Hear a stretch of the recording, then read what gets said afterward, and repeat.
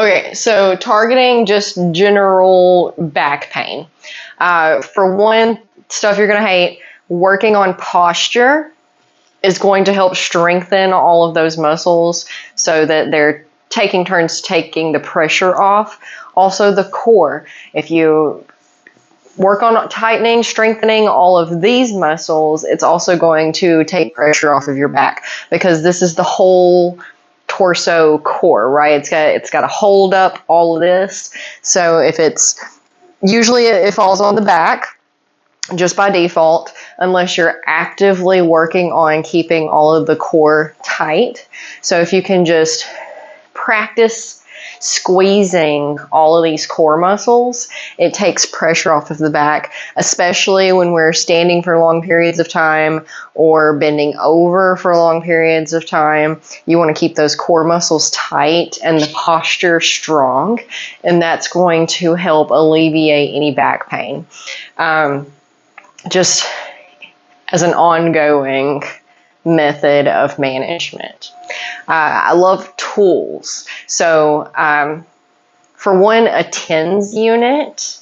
If you're not familiar with what exactly that is, it come in various forms, but essentially you can put like a patch where it's bothering you the most or near where it's bothering you the most, and it sends electrical pulses through that and works to kind of loosen up the muscles as well. Ice helps if you're having immediate acute issues, and rest, right? But we have tools as well. And I can't really tell you which one of these are going to help you specifically. It's just that I can tell you that, hey, these are tools that exist and they might help. So this is where we'll start. It's got any kind of massage tools. You can kind of rub out the area. You can,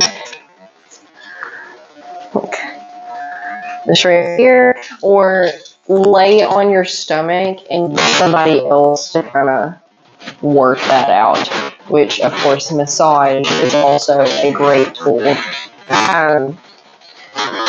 Foam rollers, also great. They come in various sizes and various densities, so you can get, like, this one's really soft. This is my favorite, and the softer ones are probably better for beginners just in general, until you work up like an endurance level to be able to move to like these are kind of hard. But the softer ones do tend to be your more expensive ones. These are like $20 on Amazon, whereas this one's like, I'm pretty sure I got this at $5 Below. But this is where this is the kind you're gonna find most of the time. So good luck with that. But excuse me. Thank you. Taking it onto the back and just rolling around on it all the way up and down. You can try that out. Something that's hugely underrated is just laying flat on your back. So just, you can lay here flat for a little bit, and I also have more tools I'll show you with laying flat in a second. But bringing the knees up for a squeeze and a roll around. Really take your time with all of the stretches and all of the movements. You want your body to have tons and tons and tons of space to adjust and relax to each movement. But essentially, we're just playing with this, rolling backwards and forwards, side to side, up and down, little circles. We want to explore each corner of the back. So bottom left lower back, lower back, bottom right, all the way up to right shoulder blade, left shoulder blade. Stretching back out. Can you move, please, so they can see? Thank you. We want to bring our hands to the base of our head, where our neck, where it meets our neck, and curl. And we're not really looking for a crunch or anything. We're not trying to do like ab work. We're just looking for a supported curl of the neck and shoulders. And then again, we're going to play with the movement. We're going to play with the motion. It goes up and down, side to side, being gentle and cautious of the neck. That's why our hands are here. We're supporting that. Diagonal, also shoulder. Just really exploring all of that movement. I usually get a few spinal pops with that one. Twist. So we're going to flat on our back, one knee up, the other leg straight. We're going to roll toward, keeping the shoulders on the floor. Shoulders stay attached to the floor. We're going to roll towards the straight leg for a spinal twist. And then we're just going to relax into it. Breathing deeply and melting more with every exhale. You want to stay here for at least 2 or 3 minutes to really let everything adjust and settle. But for the sake of moving on, because I'm just throwing you out a bunch of options, and then it's up to you to explore what works, what doesn't, what feels good, what feels... Discomfort is okay, pain is not. So you just have to talk to your body, and if it likes it, settle into it, relax into it. If it doesn't like it, you have to discern whether it's because it's uncomfortable and you're not used to moving in that way, or if it's painful and dangerous. Painful is our body's sign to back off, but discomfort may just be an adjustment. So learning to communicate with that and what exactly it's telling you. Switching sides, but making sure that we come to a neutral position with the spine straight before we move. We're going to do the other side.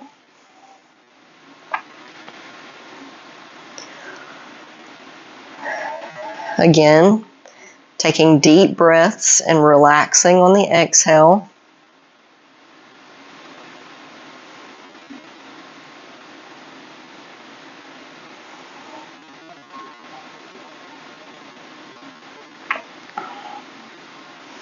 Allowing everything to settle.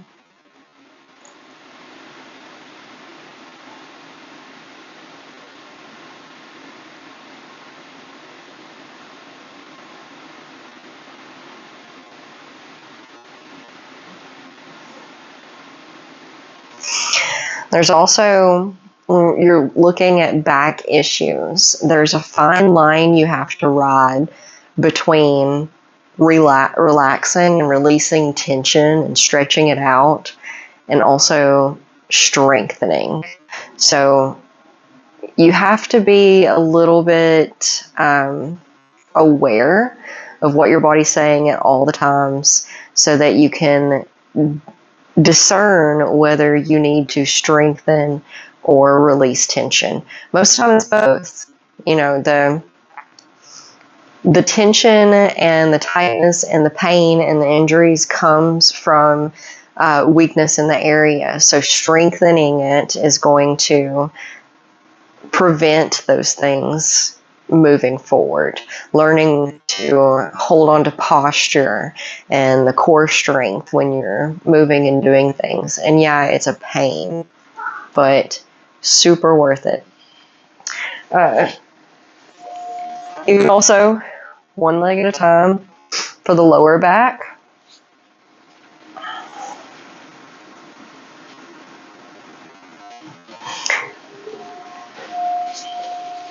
And then more tools. So I have a neck pillow, a lumbar support pillow, and a yoga block. These two you can get off Amazon. This you can get at Walmart. The cork ones are hard as a rock. Don't get those. You want the foam blocks.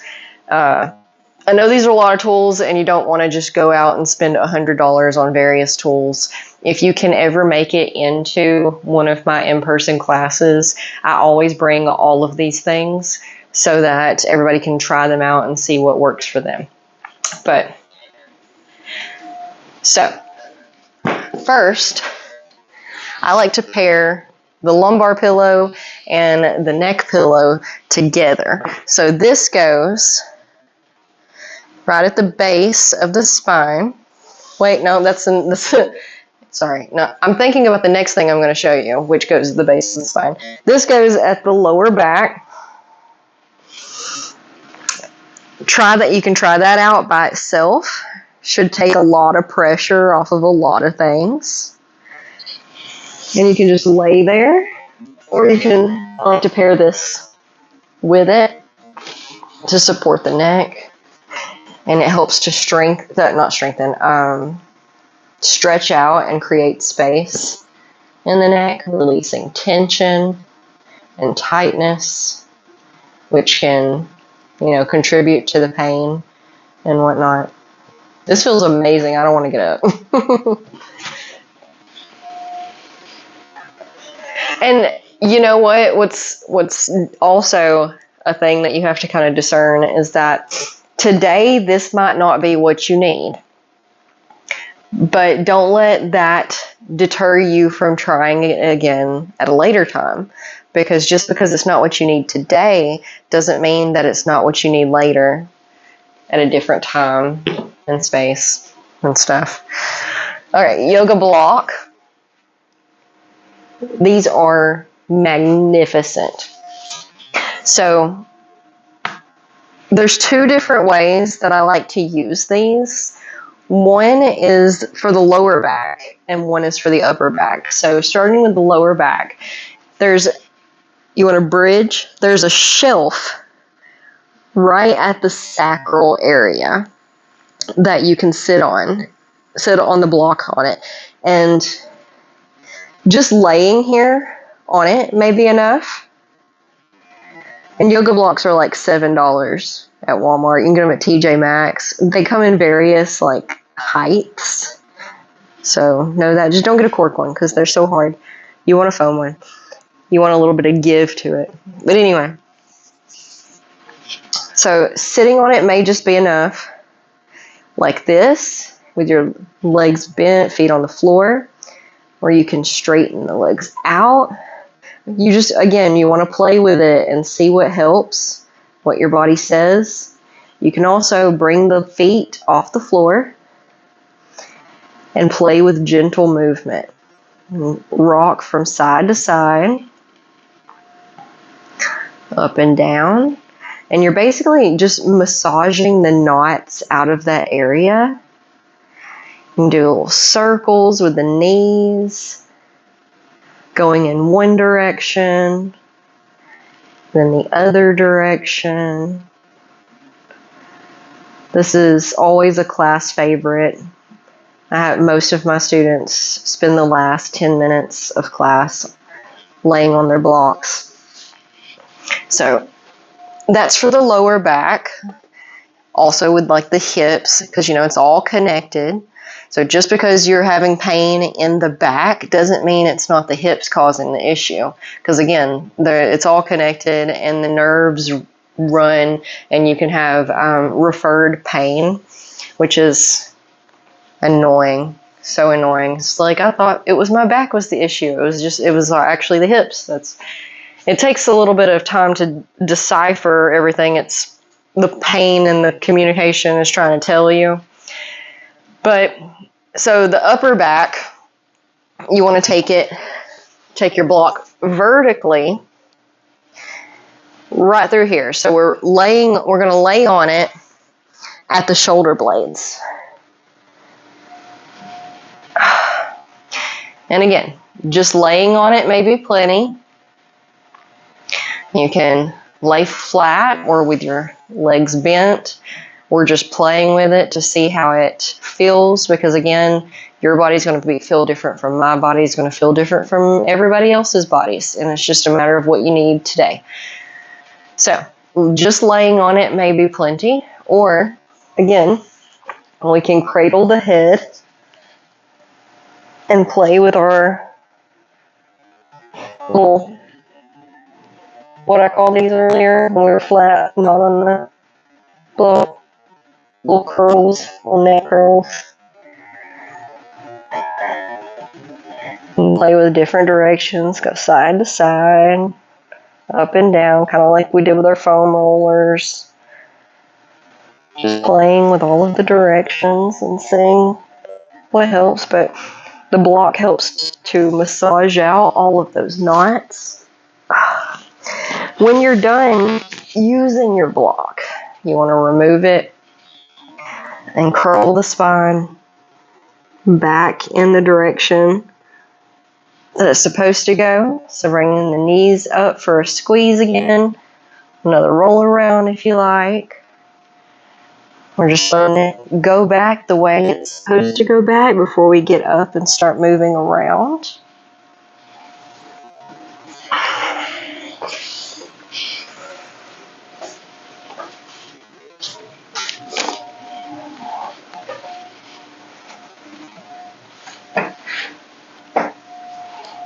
Okay, I had to go get us a blanket because this is the next thing. So this is a yoga blanket. They come in lots of different sizes, but essentially what we want to do is we want to fold it into long and thin. So, long and thin. That's what we want. And then we're going to lay it on our mat or on the floor or whatever. And again, excuse me. Thank you. This is what goes at the base of the spine that I was talking about earlier. So sit at the base and then lay down on it.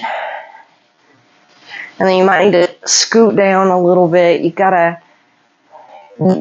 want to feel comfortable. So shimmy around, wiggle a little bit, maneuver until you feel comfortable. You don't want to feel like you're falling off of it in any direction. The butt's kind of on the ground, so not posted up.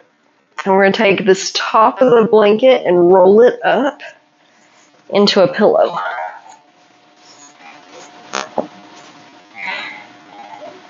And then just let everything relax.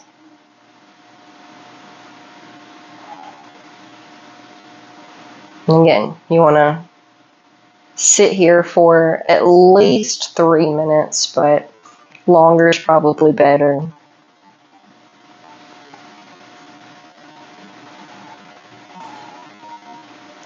So these are all the things I would recommend for alleviating and releasing tension and tightness.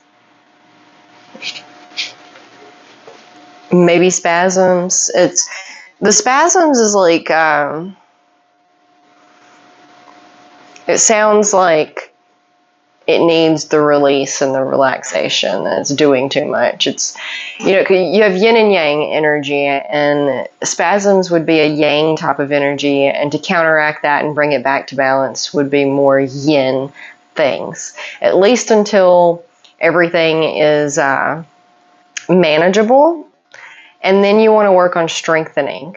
So if you're dealing with that specifically, I would work on all of these relaxation releases, and then the posture and the core tightening.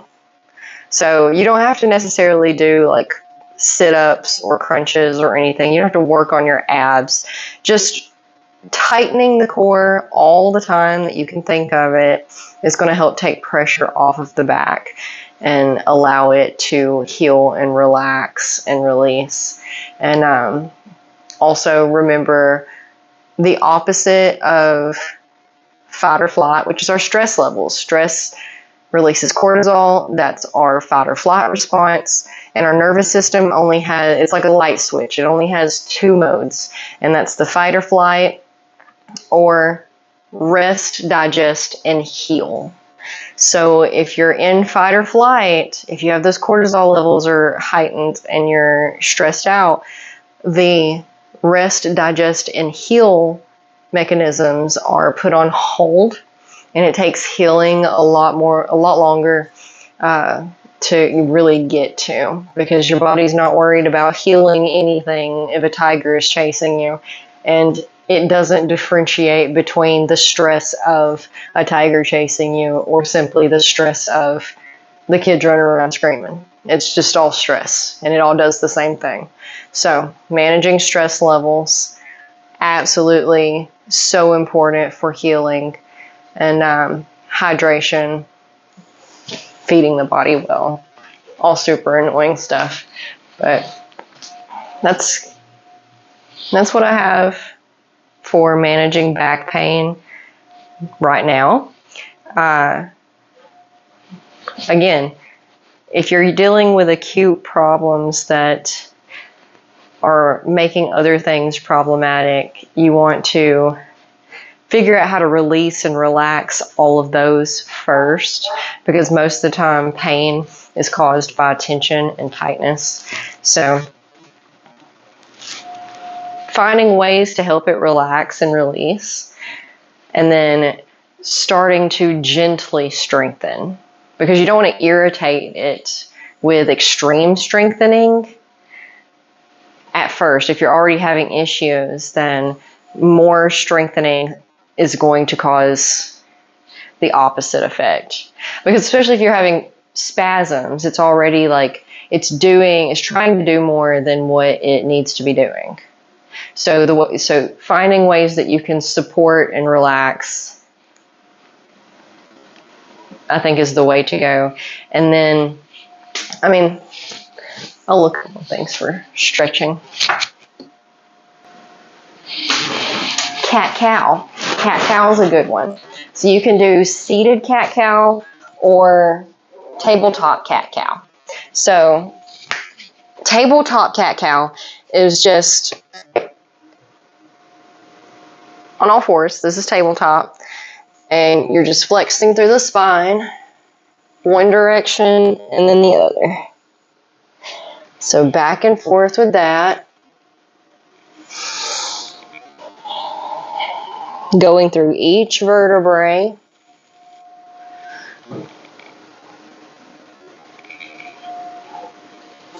Really exploring the full length of the spine. You can also go side to side with it.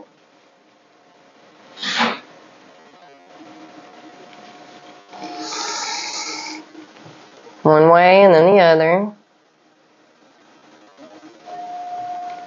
Back and forth, really leaning into the hip.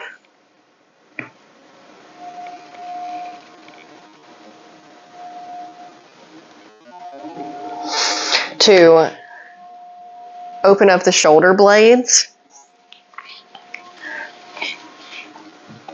I'm calling it thread the needle. You start in tabletop and you take one arm under and then lay on it. So you're threading it through, laying on it, and then you're going to take the opposite hand up, and this opens up the shoulder blades. And again, we're holding everything for at least 2 or 3 minutes, giving our body, because when we first go into these poses, our body tightens and tenses so as to protect us. And it takes about 2 or 3 minutes for it to realize that we're not in danger. It can trust us. We are going to back off if it's too much. and then it can relax into them, and that's where you see the progress, is once you begin to relax into the pose. So doing both sides, again, threading it through, laying on that shoulder, walking the upper arm out. I even, always pay attention to your body, always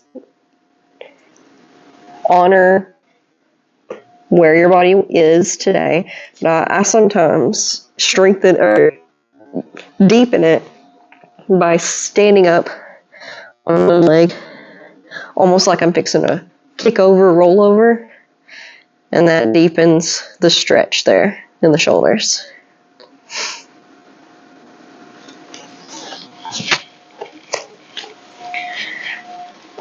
Child's pose. Stretching the arms up above the head. Relaxing everything else down. That opens things up. In the upper back and the lower.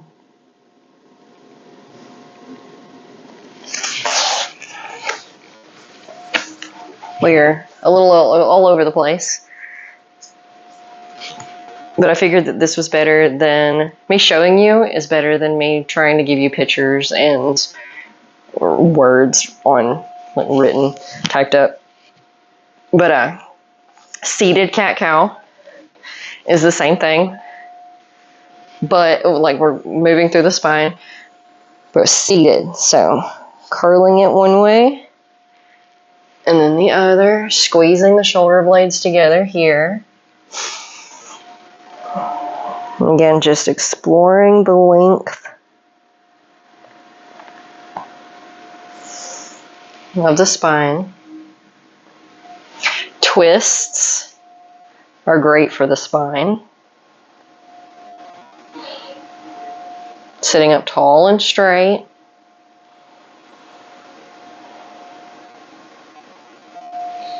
One side and the other.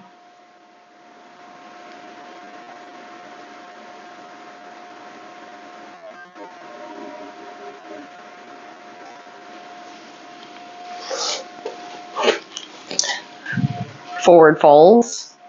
So inhaling up, stretching through the ribs, the arms, reaching like you're trying to touch the ceiling. And as you come down, you're trying to touch the wall, trying to touch the floor over there, all the way down. And then we're going to come to flat back. So bringing the hands to the shins, rolling the shoulders back and down, creating space in the neck.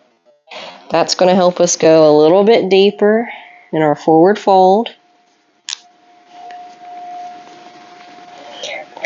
And from here, you want to let the head hang heavy, which is so impossibly hard for everybody to do. That neck really wants to hold on. So you really want to focus on releasing and relaxing the head. And let it swing heavy, allowing gravity to grab hold of it and pull apart those vertebrae one by one. You really want to take your time here. If you have a block, you can use it to bring the floor up a little bit to you.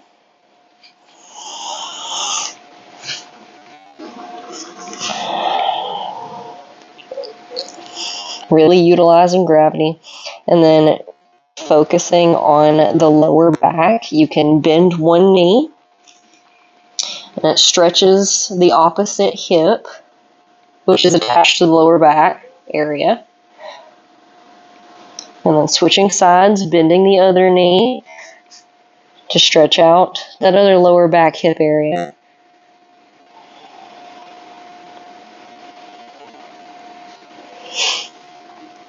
You can place one hand on the mat or on your block in front of you and twist open.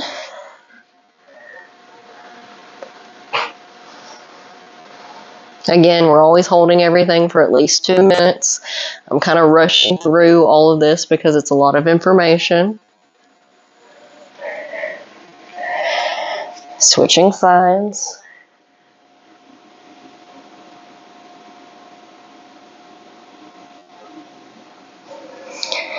And it is a lot of information. So maybe it's best to stop right there because I could probably find you some more things.